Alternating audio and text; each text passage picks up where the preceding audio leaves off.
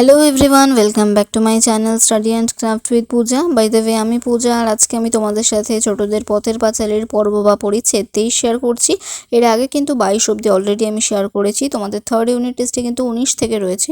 তো যারা সেগুলো এখনও দেখোনি, ডেসক্রিপশন বক্সে প্লেলিস্টের লিঙ্ক পেয়ে যাবে, সেখান থেকে তোমরা সেগুলো দেখে নিতে পারো। তো চলো বই আর পেন্সিল নিয়ে বসে পড়ো এবং দাগিয়ে নাও আজকে যে জায়গাগুলো আমি বলে দেবো ইম্পর্টেন্ট সেইগুলো। হরিহর বাড়ির চিঠি পায় নাই। এবার বাড়ি হইতে বাহির হইয়া হরিহর রায় প্রথমে গোয়ারি কৃষ্ণনগর যায়। কাহারও সঙ্গে তথায় পরিচয় ছিল না। বাজার জায়গা যে একটা না একটা কিছু উপায় হইবে, যে এই কুহকে পড়িয়াই যে সে সেখানে গিয়াছিল।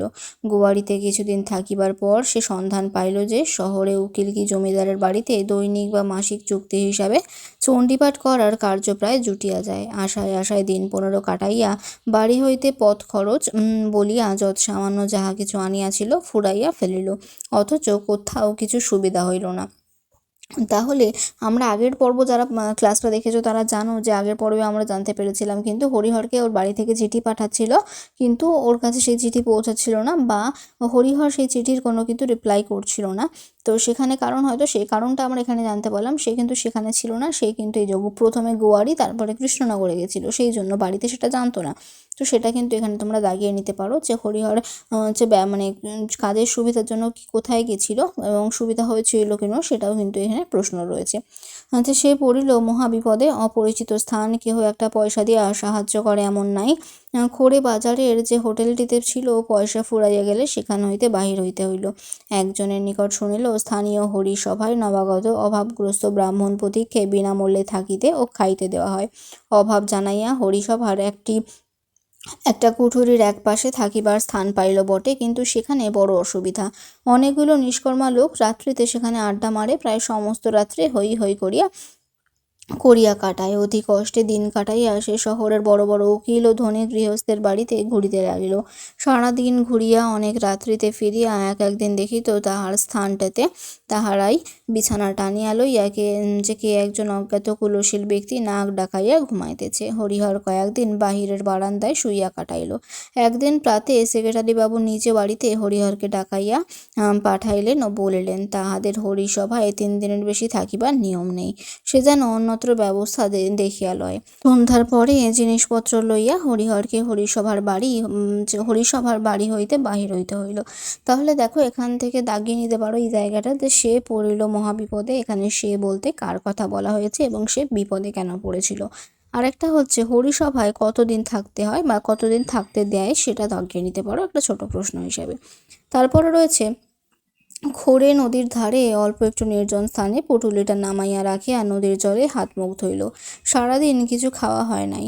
সেদিন একটা কাঠের গোলাতে বসিয়া শ্যামা বিষয়ে গান করিয়াছিল। গোলার অধিকারী একটি টাকা প্রণামী দেয়। সেই টাকাটি হইতে কিছু পয়সা ভাঙাইয়া বাজার হইতে মুড়ি ও দই কিনিয়া আনিল। খাবার গলা দিয়ে যেন নামে না। মাত্র দিন 10 সম্বল রাখিয়া সে বাড়ি হইতে বাহির হইয়াছে।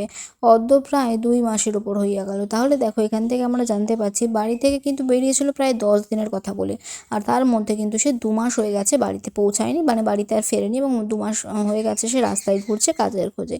এ পর্যন্ত একটা পয়সা পাঠাইতে পারে নাই। এতদিনে কি করিয়া তাহাদের চলিতেছে। অপু বাড়ি হইতে আসিবার সময় বারবার বলিয়া দিয়েছে তাহার জন্য একখানা পদ্মপুরাণ কিনিয়া লইয়া যাইবার জন্য।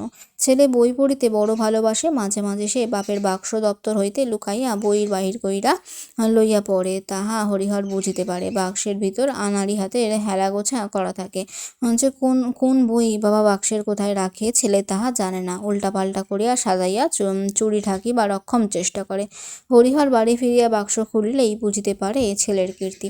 তাহলে দেখো এখানে তোমরা দাগিয়ে নাও যে অপু তার বাবার কাছ থেকে কোন বই এনে দিতে বলেছিল, সেই জিনিসটা কিন্তু দাগিয়ে নাও। তাহার বাড়ি হইতে আসিবার পূর্বে হরিহর যোগীপাড়া হইতে একখানা বটতলার পদ্মপুরাণ পড়িবার জন্য লইয়া আসে। অপু বইখানা দখল করিয়া বসিল। রোজ রোজ পড়ে। কুচুনিপাড়ায় শিব ঠাকুরের মাছ ধরিতে যাওয়ার কথাটা পড়িতে তাহার ভারী আমোদ। হরিহর বলে, বইখানা দাও বাবা, সে যাদের বই তারা চাচ্ছে যে অবশেষে একখানা পদ্মপুরাণ তাহাকে কিনিয়া দিতে হইবে। এই শর্তে বাবাকে রাজি করাইয়া তবে সে বই ফেরত দেয়। আসিবার সময় বারবার বলিয়াছে সে বই একখানা এনো কিন্তু বাবা, এবার অবশ্যই। যে দুর্গার উঁচু নজর নাই, সে বলিয়া দিয়েছে একখানা সবুজ হাওয়াই কাপড় ও এক পাতা ভালো দেখিয়া আলতা লইয়া যাইবার জন্য। কিন্তু সেসব তো দূরের কথা, কি করিয়া বাড়িতে সংসার চলিতেছে সেই না এখন সমস্যা। সন্ধ্যার পর পূর্ব পরিচিত কাঠের গোলাটায় গিয়া সে রাত্রের মতো আশ্রয় লইল। ভালো ঘুম হইল না। বিছানায় শুইয়া বাড়িতে কি করিয়া কিছু পাঠায় এই ভাবনায় চেপাস ওপাস করিতে লাগিল। রক্ষিত মহাশয়ের কাঠের গোলাতেই একদিন একটা সন্ধান জুটিল।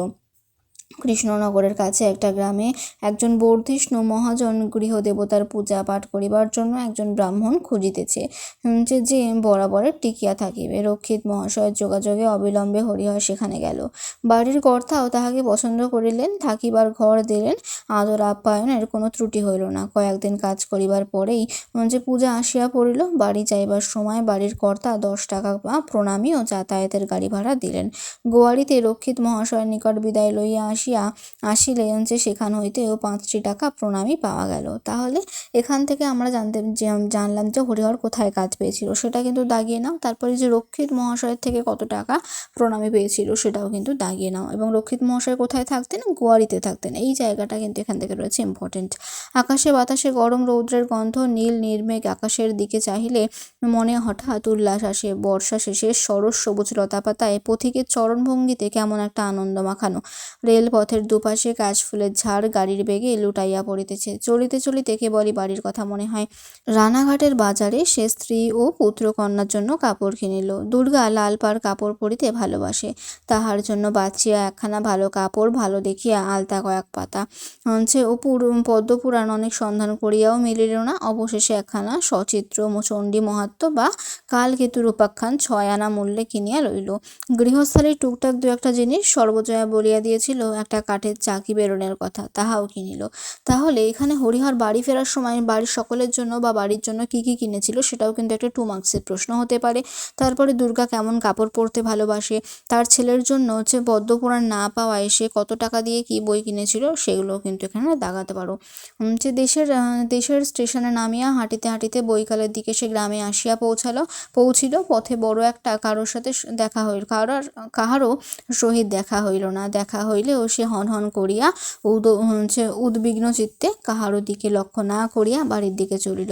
দরজায় ঢুকিতে ঢুকিতে আপন মনে বলিল, দেখো কাণ্ডখানা, বাঁশ ঝাড়টা ঝুঁকে পড়েছে একেবারে পাঁচিলের ওপর। ভুবন কাকা কাটাবেনও না, মুশকিল হয়েছে। আচ্ছা। পরে সে বাড়ির উঠানে ঢুকিয়া অভ্যাস মতো আগ্রহ সুরে ডাকিল, ও মা দুর্গা, ও অপু। তাহার গলার স্বর শুনিয়া সর্বজয়া ঘর হইতে বাহির হইয়া আসিল। হরিহর হাসিয়া বলিল, বাড়ির সব ভালো? এরা সব কোথায় গেল? বাড়ি নেই বুঝি? সর্বজয়া শান্তভাবে আসিয়া স্বামীর হাত হইতে ভারী পুঁটলিটা নামাইয়া লইয়া বলিল, এসো, ঘরে এসো। স্ত্রীর অদৃষ্টপূর্ব শান্তভাব হরিহর লক্ষ্য করিলেও তাহার মনে কোনো খটকা হইল না। তাহার কল্পনাস্রোত তখনও উদ্দাম বেগে অন্যদিকে ছুটিয়াছে। এখনই ছেলে মেয়ে ছুটিয়া আসিবে। দুর্গা আসিয়া হাসি মুখে বলিল, কি বাবা এর মধ্যে? অমনি তাড়াতাড়ি হরিহর পুঁটলি খুলিয়া মেয়ের কাপড় ও আলতার পাতা এবং ছেলের সচিত্র চণ্ডী মাহাত্ম্য বা কালকেতুর উপাখ্যান ও টিনের রেলগাড়িটা দেখাইয়া তাহাদের তাক লাগাইয়া দিবে।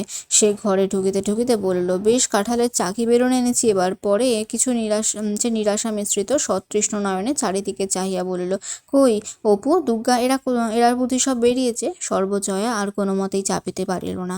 উচ্ছ্বসিত কণ্ঠে ফুকারিয়া কাঁদিয়া উঠিল, ওগো দুর্গা কি আর আছে গো? মা যে আমাদের ফাঁকি দিয়ে চলে গিয়েছে, এতদিন কোথায় ছিলে? তাহলে দেখো এখানে হরিহর কিন্তু জানতো না যে তার মেয়ে মারা গেছে, অর্থাৎ দুর্গা মারা গেছে। তাই জন্য সে তার মেয়ের জন্য কাপড় নিয়ে এসেছিল, আলতা নিয়ে এসেছিল, এবং বাড়ি ফেরার পর সে যখন তাদেরকে সেগুলো দেখাবে বলে তার স্ত্রী অর্থাৎ সর্বজয়ার কাছে সেটা জানতে চায়, তখন কিন্তু সর্বজয়া আর লুকিয়ে রাখতে পারেনি। সে তখন বলে ফেলে যে দুর্গা মারা গেছে। তো এখানেও কিন্তু তোমাদের এই পর্বটা শেষ হচ্ছে। যদি তোমাদের আজকের এই ক্লাসটা ভালো লাগে তাহলে কিন্তু ক্লাসটাকে লাইক করো, কমেন্ট করো। কমেন্টে তোমরা কিন্তু তোমাদের রিকোয়েস্টেড অন্য টপিকও আমাকে জানাতে পারো, আমি সেই ক্লাসগুলো দেওয়ার চেষ্টা করব। বন্ধুদের সাথে ক্লাসটা বেশি করে শেয়ার করে দিও, আর যারা এখনও সাবস্ক্রাইব করোনি তারা সাবস্ক্রাইব করে নিও। নেক্সট ক্লাসে কিন্তু আমি এর প্রশ্ন উত্তরও তোমাদের সাথে শেয়ার করব। তাহলে আজকে এখানেই শেষ করলাম। Thank you.